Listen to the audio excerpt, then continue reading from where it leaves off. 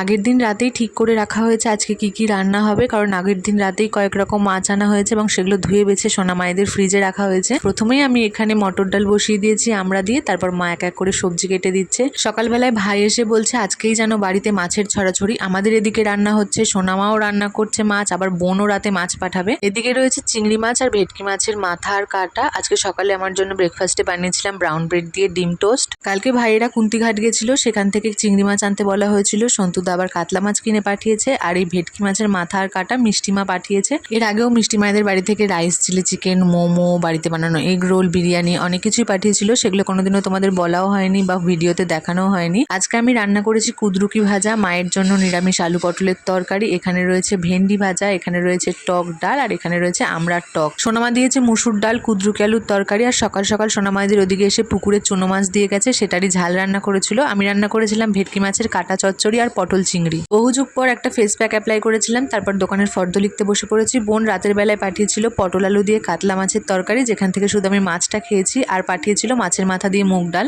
এইবার বুঝতে পেরেছো ভাই সকাল সকাল কেন এসে আমাকে ওই কথাটা বলেছে?